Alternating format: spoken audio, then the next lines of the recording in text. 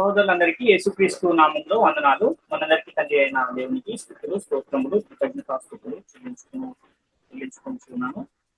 ఏమైనా దేవుని వల్ల మనము ప్రార్థన అనే శీర్షికలో కొన్ని విషయాలను పరిశీలిస్తూ వస్తున్నాం.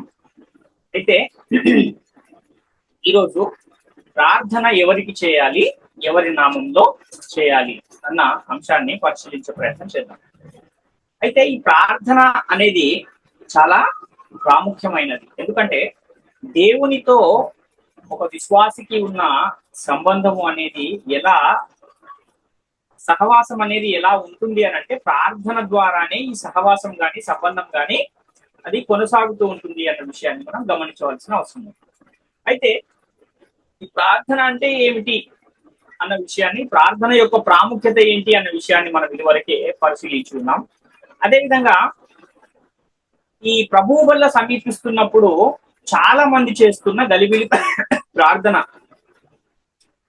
ఏది, ఎలాంటి ప్రార్థన మనము ప్రభువు వల్ల సమీపిస్తున్నప్పుడు చేయాలి అన్న విషయాన్ని కూడా మనము పరిశీలన చేశాం. అయితే ఈ రోజు ప్రార్థన అనేది ఎవరికి చేయాలి, ఎవరి నామంలో చేయాలి అనేది మన అంశం.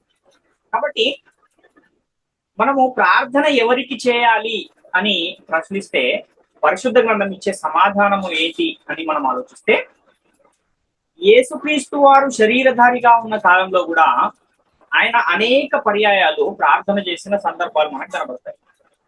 అయితే యేసుక్రీస్తు శిష్యులకు ప్రార్థన నేర్పించే ఆ సమయంలో కూడా ప్రార్థన ఎవరికి చేయాలని చెప్పాడు అంటే తండ్రి అయిన దేవునికే ప్రార్థన చేయాలి అని చెప్పిన సందర్భాలు మనకు కనబడతాయి. అంటే ప్రార్థన ఎవరికి చేయాలి అనగానే పరిశుద్ధ గ్రంథం ఏం చెబుతుంది అంటే తండ్రి అయిన దేవునికి ప్రార్థన చేయాలి అన్న విషయాన్ని తెలియజేస్తుంది. మత్తయి సువార్త 6వ అధ్యాయం 9వ వచనాన్ని మనం చూస్తే, కాబట్టి మీరు ఇలాగూ ప్రార్థన చేయండి, పరలోకమందున్న మా తండ్రి నీ నామం పరిశుద్ధపరచబడును గాక అని ఈ ప్రార్థన అలా కొనసాగించబడుతూ ఉంటుంది. ఆ మిగిలిన వచనాలు మనం పరిశీలిస్తే, అంటే పరలోకమందున్న మా తండ్రి అని ప్రార్థన చేయాలి అని యేసుక్రీస్తు వారు శిష్యులకు ప్రార్థన నేర్పిస్తూ చెబుతున్న సందర్భం. అదేవిధంగా యోహాను సువార్త 4వ అధ్యాయం 23-24 వచనాలు కూడా మనం చూస్తే, అయితే యథార్థముగా ఆరాధించువారు ఆత్మతోనూ సత్యముతోనూ తండ్రిని ఆరాధించు కాలము వచ్చుచున్నది, అది ఇప్పుడును వచ్చే ఉన్నది, తన్ను ఆరాధించువారు అటివారే కావాలని తండ్రి కోరుచున్నాడు. దేవుడు ఆత్మ గనుక ఆయనను ఆరాధించువారు ఆత్మతోనూ సత్యముతోనూ ఆరాధింపవలెను అని ఇక్కడ మనం చూస్తున్నాం. అంటే ఆరాధన విషయంలో కూడా ఎవరిని ఆరాధించాలి అంటే తండ్రిని ఆరాధించాలి అని యేసుక్రీస్తు వారే స్వయంగా చెబుతున్నారు. ఎలా ఆరాధించాలి దేవుణ్ణి అంటే ఆత్మతోనూ సత్యముతోనూ అని చెబుతున్నారు. అంటే యేసుక్రీస్తు ద్వారా పరిశుద్ధాత్ముని సహాయంతో దేవుణ్ణి ఆరాధించాలి అన్న విషయము ఇక్కడ మనకు అర్థమవుతుంది. పాత నిబంధన కాలంలో కూడా మనము పరిశీలన చేస్తే ప్రార్థన అనేది ఏ కాలాలలో ఎలా ఉంది అన్న విషయాన్ని కూడా మనం ఒకసారి ఆలోచన చేస్తే మనకు 3 కాలాలు పరిశుద్ధ గ్రంథంలో కనపడతాయి. ఒకటేమో ధర్మశాస్త్రం ఇవ్వక ముందున్న కాలము, అది పితరుల కాలము. ఆ తర్వాత ధర్మశాస్త్రము ఇవ్వబడిన కాలము లేదా ధర్మశాస్త్రం అమల్లో ఉన్న కాలము. ఆ తర్వాత క్రొత్త నిబంధన అమల్లో ఉన్న నేటి కాలం. ఈ 3 కాలాలు మనకు పరిశుద్ధ గ్రంథంలో కనపడతాయి. అయితే ఈ ధర్మశాస్త్రం ఇవ్వక మునుపు పితరుల కాలములో ప్రార్థన ఎవరికి చేసేవారు, ఎవరి నామంలో చేసేవారు అని మనం చూడగలిగితే, ఆదికాండము 4వ అధ్యాయం 26వ వచనంలో, మరియు షేతునకు కూడా కుమారుడు పుట్టెను, అతనికి ఎనోషు అను పేరు పెట్టెను, అప్పుడు యెహోవా నామమున ప్రార్థన చేయుట ఆరంభమైనది అంటారు. అంటే ప్రారంభములోనే యెహోవా నామమున ప్రార్థన అనేది ప్రారంభమైంది. ఆ తర్వాత విశ్వాసులకు తండ్రి అయిన అబ్రహాము గారు కూడా ప్రార్థన చేశారు. ఆయన కూడా ఎవరి నామమున ప్రార్థన చేశారు అని మనం చూస్తే, ఆదికాండము 12వ అధ్యాయం 28లో, అక్కడ నుండి అతడు బయలుదేరి బేతెలునకు తూర్పుననున్న కొండకు చేరి పడమటనున్న బేతెలునకును తూర్పుననున్న హాయికిని మధ్యను గుడారము వేసి అక్కడ యెహోవాకు బలిపీఠమును కట్టి యెహోవా నామమున ప్రార్థన చేసెను అని ఇక్కడ చూస్తున్నాం. అంటే ఇప్పుడు యెహోవా నామమున ప్రార్థన అనేది ఏ కాలానికి సంబంధించిన ప్రార్థన ఇది అని అంటే పితరుల కాలములో జరిగిన ప్రార్థనలు ఇవన్నీ. అదేవిధంగా ఆదికాండము 13వ అధ్యాయము 4వ వచనాన్ని కూడా మనం చూస్తే, తాను మొదట బలిపీఠము కట్టిన చోటను చేరెను, అక్కడ అబ్రాము యెహోవా నామమున ప్రార్థన చేసెను అని ఇక్కడ చూస్తాం. కాబట్టి యెహోవా నామమున ప్రార్థన అనేది పాత నిబంధన అంటే ధర్మశాస్త్రం అనేది ఇవ్వక ముందు నుండే ప్రారంభమైపోయింది. అప్పుడు తండ్రి అయిన దేవునికే ప్రార్థన చేసేవారు, యెహోవా నామంలో ప్రార్థన చేసేవారు. తర్వాత ధర్మశాస్త్రం ఇచ్చిన కాలంలో, ధర్మశాస్త్రము అమల్లో ఉన్న కాలంలో కూడా జరిగిన ప్రార్థనలను కూడా మనం కొన్ని గమనిస్తే, కీర్తనల గ్రంథం 44 అధ్యాయం 8వ వచనంలో, దినమెల్లా మేము దేవుని యందు అతిశయపడుచున్నాము, నీ నామమును బట్టి మేము నిత్యము కృతజ్ఞతాస్తుతులు చెల్లించుచున్నాము అని చెప్తున్నాడు. అంటే నీ నామమును బట్టి మేము కృతజ్ఞతాస్తుతులు చెల్లించుచున్నాము అని దేవునితో మాట్లాడుతున్న సందర్భం. అదేవిధంగా కీర్తనల గ్రంథము 86వ అధ్యాయం 12వ వచనాన్ని కూడా మనం చూస్తే, నా పూర్ణ హృదయముతో నేను నీకు కృతజ్ఞతాస్తుతులు చెల్లించదను, నీ నామమును నిత్యము మహిమపరచదను అంటున్నాడు.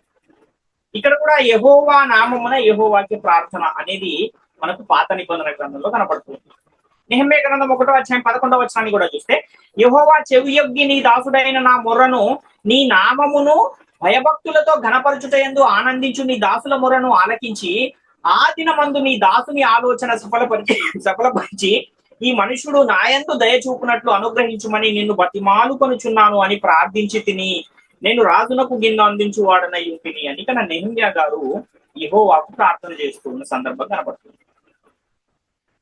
ఆ తర్వాత యేసుక్రీస్తు వారి లోకానికి వచ్చిన తర్వాత కూడా ఇంకా కొన్ని దినాలలో ధర్మశాస్త్రం అనేది కొట్టివేయబడి కొత్త నిబంధన అనుగ్రహించబోతుంది అన్న ఆ తరుణంలో, అంటే కొత్త నిబంధన రాబోతూ ఉన్న ఆ కాలంలో యేసుక్రీస్తు వారు, నా నామమున మీరు ఏదడిగిననో దేవుడు మీకు అనుగ్రహిస్తాడు అని తెలియజేస్తున్న సందర్భం.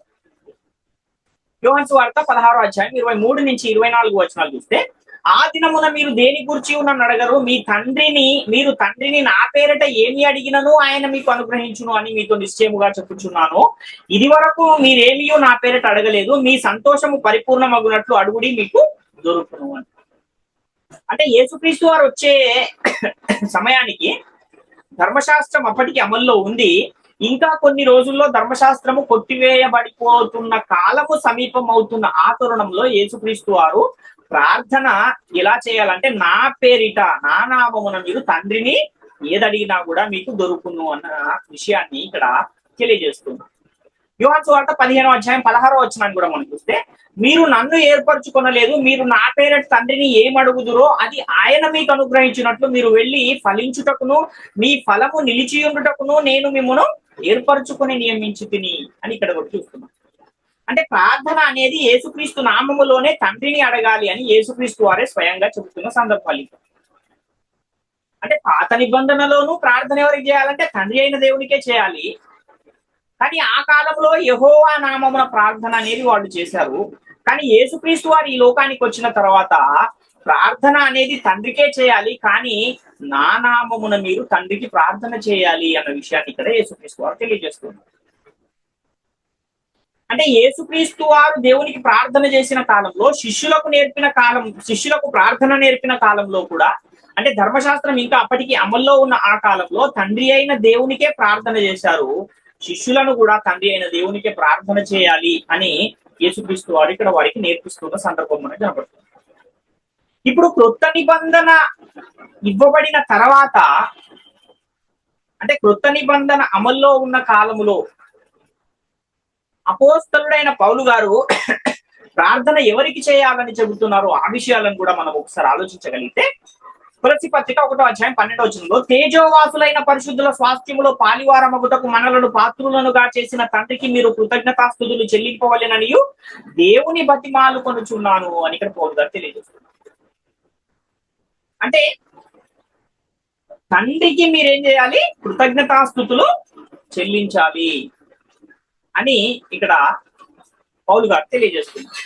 మొదటి తెస్సలోనిక పత్రిక 3వ అధ్యాయం 9-10 వచనాలు కూడా చూస్తే, మేము మీ ముఖము చూచి మీ విశ్వాసంలో ఉన్న లోపమును తీర్చినట్లు అనుగ్రహించుమని రాత్రింపగళ్ళు అత్యధికముగా దేవుని వేడుకొనుచుండగా, మన దేవుని ఎదుట మిమ్మును బట్టి మేము పొందుచున్న యావత్తు ఆనందము నిమిత్తమును దేవునికి తగినట్టుగా కృతజ్ఞతాస్తుతులు ఎలాగూ చెల్లింపగలము అంటున్నారు. అంటే దేవునికి ప్రార్థన అనేది చేయాలి, పరలోకమందున్న తండ్రి అయిన దేవునికి ప్రార్థన చేయాలి అని ఇక్కడ అపోస్తలుడైన పౌలు గారు సంఘానికి పత్రిక రాస్తూ ఆజ్ఞగా దానిని తెలియజేస్తూ ఉన్న సందర్భాన్ని మనం చూస్తున్నాం. కొలస్సీ పత్రిక 1వ అధ్యాయము 3-4 వచనాలు చూస్తే, కొలస్సీలకు రాసిన పత్రిక 1వ అధ్యాయం 3-4 వచనాలు. పరలోకమందు మీ కొరకు ఉంచబడిన నిరీక్షణను బట్టి క్రీస్తు యేసునందు మీకు కలిగి ఉన్న విశ్వాసమును గూర్చి అందరి మీద మీకున్న ప్రేమను గూర్చి మేము విని ఎల్లప్పుడూ మీ నిమిత్తము ప్రార్థన చేయుచు మన ప్రభువగు యేసుక్రీస్తు యొక్క తండ్రి అయిన దేవునికి కృతజ్ఞతాస్తుతులు చెల్లించుచున్నాము అని తెలియజేస్తున్నారు. ఇక్కడ యేసుక్రీస్తు యొక్క తండ్రి అయిన దేవునికి, మన ప్రభువగు యేసుక్రీస్తు యొక్క తండ్రి అయిన దేవునికి కృతజ్ఞతాస్తుతులు చెల్లించుచున్నాము అని ఇక్కడ తెలియజేస్తున్న సందర్భం మనకు కనబడుతుంది. అంటే ఇంత స్పష్టంగా యేసుక్రీస్తు వారిని కూడా ఈ వచనంలో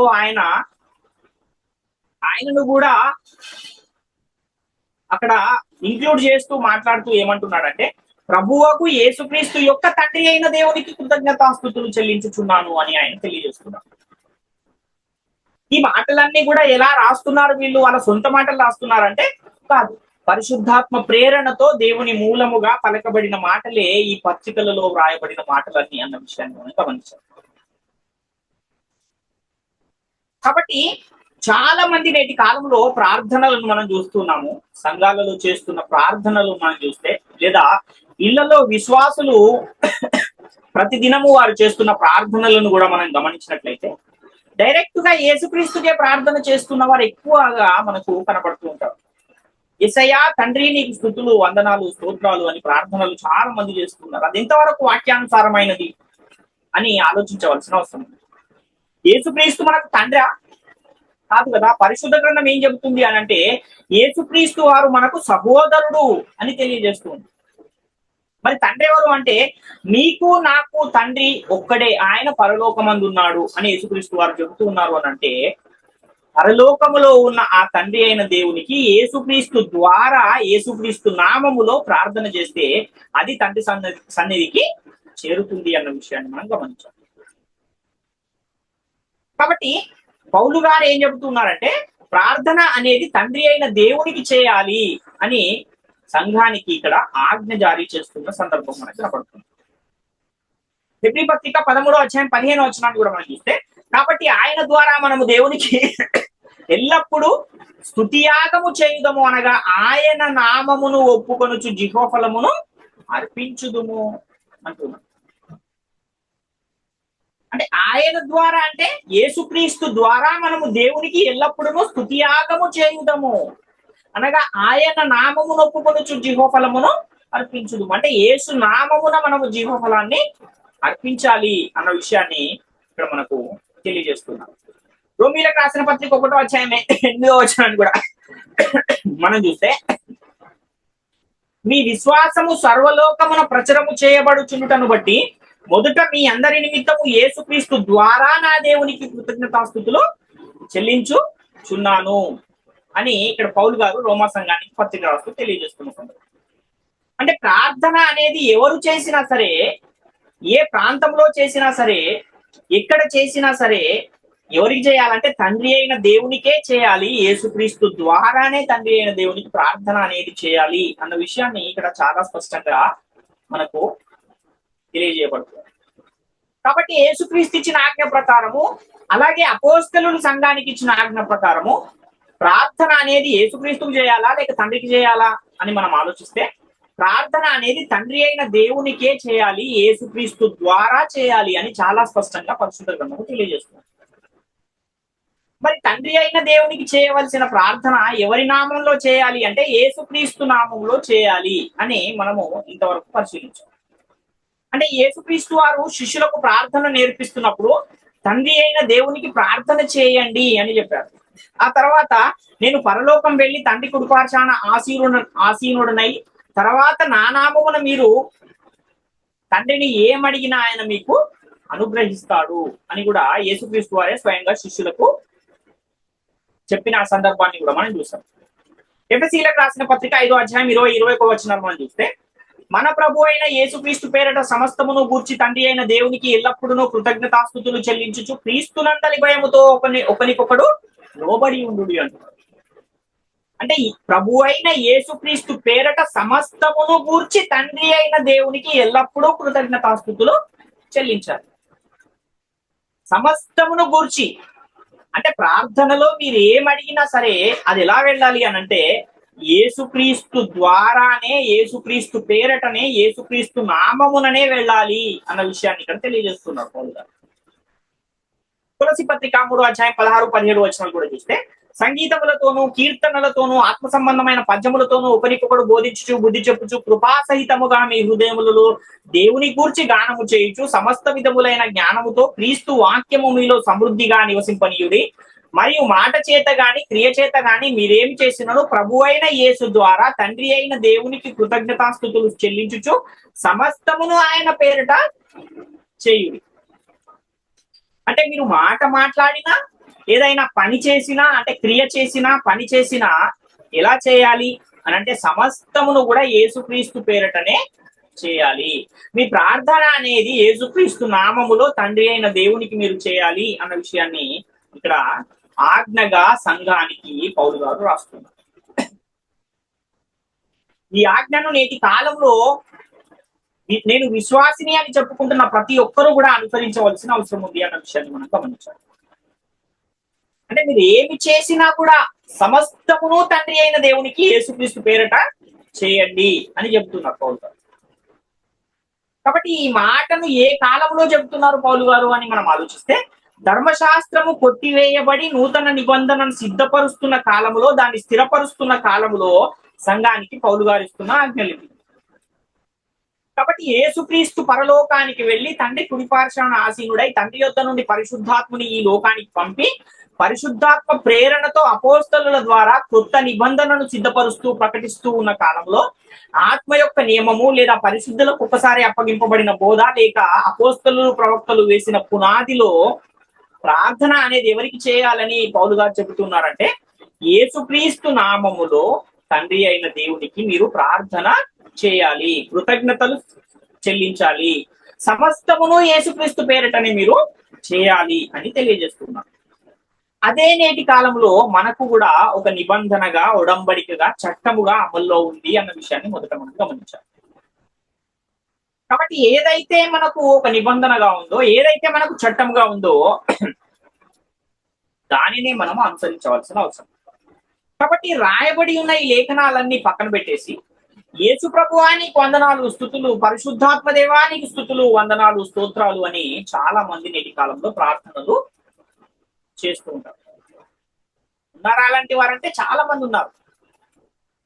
వీరికి ఏం అర్థం కాలేదు అంటే పరిశుద్ధాత్ముని ద్వారా అపోస్తలులు సంఘానికి ఇచ్చిన చట్టంలో ప్రార్థన ఎవరికి చేయాలి, ఎవరి నామంలో చేయాలి అన్న విషయం వీరికి సరిగా అర్థం కాలేదు కనుకనే వారి విధంగా ప్రార్థన చేస్తున్నారు. ఎందుకు అనంటే ఈ యుగ సంబంధమైన దేవత వారి మనోనేత్రములకు ఏం చేసింది? గుడ్డితనమును కలుగజేసింది. క్రీస్తు మహిమను, క్రీస్తు సువార్త ప్రకాశమును వారికి ప్రకాశింపకుండా నిమిత్తము ఈ యుగ సంబంధమైన దేవత వారి మనోనేత్రములకు గుడ్డితనమును కలుగజేసింది. కనుక వారికి ప్రార్థన అనేది ఎలా చేయాలో అన్న విషయంలో కూడా వారికి ఒక స్పష్టత లేని పరిస్థితి కనపడుతుంది. కాబట్టి యేసుక్రీస్తు ద్వారా మనము ఎల్లప్పుడూ దేవునికి స్తుతి యాగము చేయాలి, జిహ్వ ఫలమును అర్పించాలి. అదేవిధంగా సమస్తమును మనం ఏది చేసినను, మాట చేత గాని క్రియ చేత గాని మనం ఏది చేసినను యేసుక్రీస్తు పేరట సమస్తమును తండ్రి అయిన దేవునికి మనము కృతజ్ఞతాస్తుతులు చెల్లించవలసిన అవసరం. కాబట్టి మన ప్రార్థన గాని, మన విన్నపం గాని, మన విజ్ఞాపన గాని, మన మొర గాని, మన యాచన గాని ఇవన్నీ కూడా ఎలా ఉండాలంటే యేసుక్రీస్తు నామములో తండ్రి అయిన దేవునికి మనం సమర్పించవలసిన అవసరం ఉంది అని పరిశుద్ధ గ్రంథం చాలా స్పష్టంగా తెలియజేస్తుంది. కొరింథీయులకు రాసిన మొదటి పత్రిక 1:1-2 వచనాలు మనం చూస్తే దేవుని చిత్తము వలన యేసుక్రీస్తు యొక్క అపోస్తలుడుగా నుండుటకు పిలువబడిన పౌలును సహోదరుడైన సుస్తెనేసును కొరింథులోనున్న దేవుని సంఘమునకు అనగా క్రీస్తు యేసునందు పరిశుద్ధ పరచబడిన వారై పరిశుద్ధులుగా ఉండుటకు పిలువబడిన వారికి మనకును ప్రభువుగా ఉన్న మన ప్రభు అయిన యేసుక్రీస్తు నామమున ప్రతి స్థలములో ప్రార్థించు వారందరికీ శుభమని చెప్పి వ్రాయినది అని ఇక్కడ పౌలు గారు తెలియజేస్తారు. అంటే కొరింథీ సంఘములోనున్న దేవుని సంఘానికి, అదే విధంగా క్రీస్తు యేసునందు పరిశుద్ధపరచబడిన వారై పరిశుద్ధులుగా పిలువబడిన వారికిని, అంటే ఎక్కడెక్కడైతే పరిశుద్ధులుగా ఉండడానికి పిలువబడిన వారు ఉన్నారో వాళ్ళందరూ కూడా ఏం చేయాలంటున్నాడు అనంటే ప్రభువైన యేసుక్రీస్తు నామమున ప్రతి స్థలములో ప్రార్థించు వారికి అంటున్నాడు. అంటే ఏ స్థలములోనైనా ప్రార్థించేవారు ఎలా ప్రార్థించాలి అని ఇక్కడ పౌలు గారు చెబుతున్నారు. అంటే యేసుక్రీస్తు నామమున ప్రార్థించాలి అన్న విషయాన్ని ఇక్కడ చాలా స్పష్టంగా తెలియజేస్తున్నారు. రోమీయులకు రాసిన పత్రిక 1:8 కూడా చూస్తే, మీ విశ్వాసము సర్వలోకమున ప్రచురము చేయబడుచుండుటను బట్టి మొదట మీ అందరి నిమిత్తము యేసుక్రీస్తు ద్వారా నా దేవునికి కృతజ్ఞతాస్తుతులు చెల్లించుచున్నాను అని పౌలు గారు తెలియదు. అంటే మీ విశ్వాసము సర్వలోకమున ప్రచురము చేయబడుచుండుటను బట్టి ఏం చేస్తున్నాడంట? క్రీస్తు ద్వారా దేవునికి కృతజ్ఞతాస్తుతులు పౌలు గారు చెల్లిస్తున్నారు. మరి మనం కూడా కృతజ్ఞతాస్తుతులు చెల్లించాలంటే ఎలా చెల్లించాలంటే యేసుక్రీస్తు ద్వారా దేవునికి కృతజ్ఞతాస్తుతులు చెల్లించబద్దులమై ఉన్నాం. రోమీయులకు రాసిన పత్రిక 7:25 కూడా మనం చూస్తే, మన ప్రభు అయిన యేసుక్రీస్తు ద్వారా దేవునికి కృతజ్ఞతాస్తుతులు చెల్లించుచున్నాను కాక మనస్సు విషయంలో నేను దైవ నియమమునకును శరీర విషయంలో పాప నియమమునకును దాసుడనై ఉన్నాను. ఇక్కడ కూడా మన ప్రభు అయిన యేసుక్రీస్తు ద్వారా దేవునికి కృతజ్ఞతాస్తుతులు చెల్లించుచున్నాను అని పౌలు గారు చెబుతున్నారు. కాబట్టి కృతజ్ఞతాస్తుతులైనా, మన విన్నపములైనా, మన యాచనలైనా, మన ప్రార్థన అయినా ఏదైనా సరే యేసుక్రీస్తు నామములో తండ్రిని అడగాలి అని పరిశుద్ధ గ్రంథం ఇంకా స్పష్టంగా తెలియజేస్తూ ఉన్న సమాచారం. కాబట్టి ప్రియులారా, మనం చేసే ప్రార్థన ఎప్పుడు సరైనది అవుతుంది అని అంటే తండ్రి అయిన దేవునికి మనము యేసుక్రీస్తు నామములో చేస్తేనే అది సరైనది అవుతుంది తప్ప డైరెక్ట్ గా యేసుక్రీస్తుకే ప్రార్థన చేస్తే అది సరైనది కాదు. పరిశుద్ధాత్మునికి ప్రార్థన చేస్తే అది సరైనది కాదు అన్న విషయాన్ని మనం గమనించాలి. అదేంటండి, లోకమంతా యేసుక్రీస్తుకే ప్రార్థన చేస్తున్నారు కదా, మా సంఘంలో పాస్టర్ గారు కూడా యేసుక్రీస్తుకే ప్రార్థన చేస్తున్నారు, మా తాతగారు, మా నాన్నగారు, మా ఇంట్లో ఉన్న వాళ్ళందరూ కూడా యేసుక్రీస్తుకే ప్రార్థన చేస్తున్నారు, అవన్నీ వింటూనే మేము కూడా యేసుక్రీస్తు నామంలో చేస్తున్నాము, అదేలా తప్పవుతుంది అని ఒకవేళ ఎవరైనా ప్రశ్న అడిగితే వాళ్ళు ఆలోచించవలసిన విషయం ఏంటంటే, యేసు నామములో యేసుక్రీస్తుకు ప్రార్థన చేయమని ఎక్కడైనా బైబిల్ గ్రంథం చెప్పిందా అంటే ఎక్కడా కూడా అలాంటి లేఖనాలు లేవు. అలా చేసే ప్రార్థన తండ్రి సన్నిధికి చేరదు అన్న విషయాన్ని మనం గమనించాలి. కాబట్టి డైరెక్ట్ గా తండ్రికి చేసే ప్రార్థన ఏమైనా వెళ్తుందా? మరి యేసుక్రీస్తు నామాన్ని తీసేసి తండ్రికే డైరెక్ట్ గా పాత నిబంధన కాలంలో ఎలాగైతే యెహోవా నామమున ప్రార్థన చేశారో అలా చేస్తే చేరుతుందా అంటే అలా కూడా చేరదు. నేటి కాలంలో మనకి ఇవ్వబడిన ఆజ్ఞ కాదది. పాత నిబంధన కాలంలో ఆ కాలానికే వాళ్ళకి ఇవ్వబడిన ఆజ్ఞ కనుక వాళ్ళు అలా చేశారు. మనం కూడా అలా చేయాలి అని అంటే అది వాక్యానుసారమైనది కాదు. అయితే తండ్రి అయిన దేవునికి చేసే ప్రార్థన యేసుక్రీస్తు నామములోనే ఎందుకు చేయాలి అంటే పరిశుద్ధాత్ముడు సంఘానికి బోధించిన బోధలో యేసుక్రీస్తు నామములోనే ప్రార్థన చేయాలన్న ఆజ్ఞ మనకి ఇవ్వబడింది కనుక ఆ ఇవ్వబడిన ఆజ్ఞను బట్టి మనం ఏం చేయాలంటే తండ్రి అయిన దేవునికి యేసుక్రీస్తు నామములోనే ప్రార్థన చేయాలి. అదే వాక్యానుసారమైన ప్రార్థన. కాబట్టి పాత నిబంధనలో యేసుక్రీస్తు నామములో ప్రార్థన చేయలేదు కదా అని కూడా ఒకవేళ ఎవరైనా అడిగితే, పాత నిబంధన కాలంలో యేసుక్రీస్తు వారు శరీరధారిగా రాలేదు కదా, కాబట్టి యేసుక్రీస్తు నామంలో ఆ కాలంలో ప్రార్థన అనేది చేయలేదు.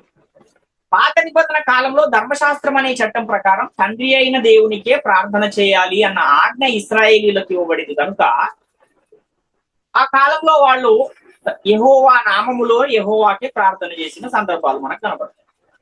ఎప్పుడైతే కృత నిబంధన అనేది అమల్లోకి వచ్చిందో అప్పటి నుండి యేసుక్రీస్తు నామములో తండ్రికి ప్రార్థన చేయాలి అన్న ఆజ్ఞ సంఘానికి ఇవ్వబడింది.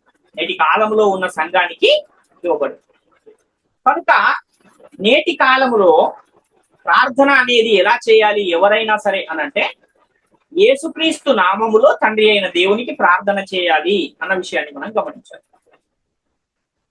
అందుకే అపోస్తులందరూ కూడా యేసుక్రీస్తు నామములోనే తండ్రి అయిన దేవునికి ప్రార్థన చేశారు. అయితే నేటి కాలంలో విశ్వాసులు అనేవారు ఎవరైనా సరే అపోస్తలు ప్రవక్తలు వేసిన పునాది మీదనే మనం కట్టబడాలి అని కూడా పరిశుద్ధ గ్రంథం తెలియజేస్తుంది. ఇంకా మనం ఆలోచన చేస్తే యేసుక్రీస్తు నామములోనే మనం ఎందుకు ప్రార్థన చేయాలి అనంటే యేసుక్రీస్తు వారు నరులకు దేవునికి ఏమై ఉన్నారంటే మధ్యవర్తిగా ఆయన ఉన్నారు. 1 తిమోతి పత్రిక 2:5 వచనం. కాబట్టి యేసుక్రీస్తు మధ్యవర్తి గనుకనే ఆయన ఏం చెప్పాడంటే, నేనే మార్గమును సత్యమును జీవమును, నా ద్వారా తప్ప ఎవడును తండ్రి యొద్దకు రాడు అన్న విషయాన్ని కూడా యేసుక్రీస్తు వారు స్పష్టం చేశారు. యోహాను సువార్త 14:6 ప్రకారం. అందుకే అపోస్తలుడు చేసిన ప్రార్థనలన్నీ కూడా యేసుక్రీస్తు నామములోనే తండ్రికి చేశారు. కనుక ఎవరు ఎక్కడ ఎప్పుడు ప్రార్థన చేసినా యేసుక్రీస్తు నామములోనే తండ్రి అయిన దేవునికే ప్రార్థన చేయాలి అని పరిశుద్ధ గ్రంథము హెచ్చరిస్తుంది. కాబట్టి పరిశుద్ధ గ్రంథము చేసే ఈ హెచ్చరికను మనసులో ఉంచుకుని దాని ప్రకారమే మనం నడుచుకుంటే మన విశ్వాస జీవితానికి అది ఎంతో ప్రయోజనకరంగా ఉంటుంది. కాబట్టి ప్రార్థన అనేది యేసుక్రీస్తుకు డైరెక్ట్ గా చేయకూడదు, పరిశుద్ధాత్మనికి కూడా డైరెక్ట్ గా చేయకూడదు. ఎందుకు అనంటే అలా చేయమని చెప్పలేదు. తండ్రి అయిన దేవునికే మీరు యేసుక్రీస్తు నామమున ప్రార్థన చేయండి అని చెప్పబడి ఉంది.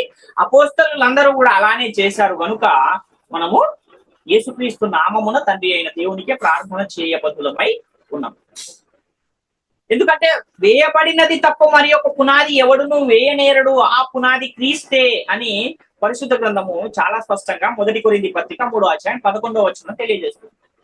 కాబట్టి మనం లోబడవలసినది వాక్యానికే గాని సంఘాలకు కాదు, సంస్థలకు కాదు, అదేవిధంగా మన కుటుంబాలలో ఉన్న పెద్దలకు కాదు, అలాగే దైవజనులకు కూడా కాదు.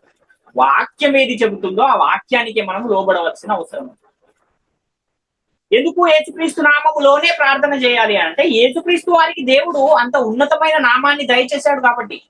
ఫిలిప్పీ పత్రిక 2:9-11 మనం చూస్తే, అందుచేతను పరలోకమందున్న వారిలో గాని, భూమి మీద ఉన్న వారిలో గాని, భూమి క్రింద ఉన్న వారిలో గాని ప్రతి వాని మోకాలు యేసు నామమున వంగునట్లును, ప్రతి వాని నాలుకయు తండ్రి అయిన దేవుని మహిమార్థమై యేసుక్రీస్తు ప్రభు అని ఒప్పుకొనున్నట్లును, దేవుడు ఆయనను అధికముగా హెచ్చించి ప్రతి నామమునకు పై నామమును ఆయనకు అనుగ్రహించాడు.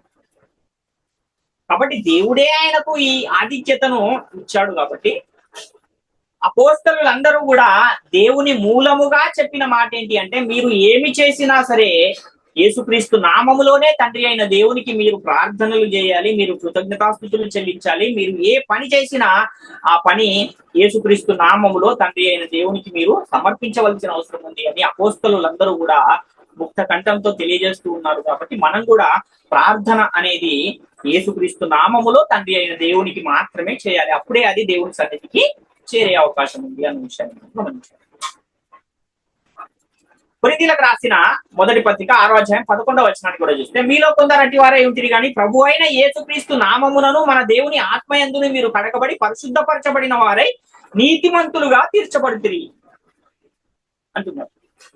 కాబట్టి యేసుక్రీస్తు నామమున మన దేవుని ఆత్మయందు మీరు కడగబడి పరిశుద్ధపరచబడిన వారైతేనే నీతిమంతులుగా తీర్చబడతారు. అలా నీతిమంతులుగా తీర్చబడిన తర్వాత యేసుక్రీస్తు నామములో మనము ప్రార్థన చేస్తేనే మన ప్రార్థన అనేది, మన విన్నపాలు అనేవి దేవుని యొద్దకు చేరగలుగుతాయి. కాబట్టి ప్రార్థన అనేది యేసుక్రీస్తు నామములో తండ్రి అయిన దేవునికే చేయాలి. ఇది అపోస్తలుల ద్వారా సంఘానికి ఇవ్వబడిన ఆజ్ఞ. కాబట్టి ఆజ్ఞాతిక్రమమే పాపము అని పరిశుద్ధ గ్రంథం తెలియజేస్తూ ఉంది. కనుక ఒకవేళ అపోస్తలులు చెప్పిన ప్రకారంగా మన ప్రార్థన లేకపోతే మనము పాపములో పడిపోయే ప్రమాదం కూడా ఉంది అన్న విషయాన్ని ప్రతి ఒక్కరు గమనించి గ్రహించి, అపోస్తలులు ఏదైతే చెప్పారో వాళ్ళ బోధ ప్రకారముగా యేసుక్రీస్తు నామమున తండ్రి అయిన దేవునికి ప్రార్థన చేయాలి అన్న విషయాన్ని ప్రతి ఒక్కరు గమనించి గ్రహించి ఆ విధముగానే వాక్యానికి లోబడి వాక్య ప్రకారము ప్రవర్తించు వారునై దేవుని కృపకు పాత్రులుగా ఉండాలని మిమ్మల్ని అందరినీ వేడుకొనొచ్చు ఈ నా మాటలు పిలుస్తున్నాను. అందరికీ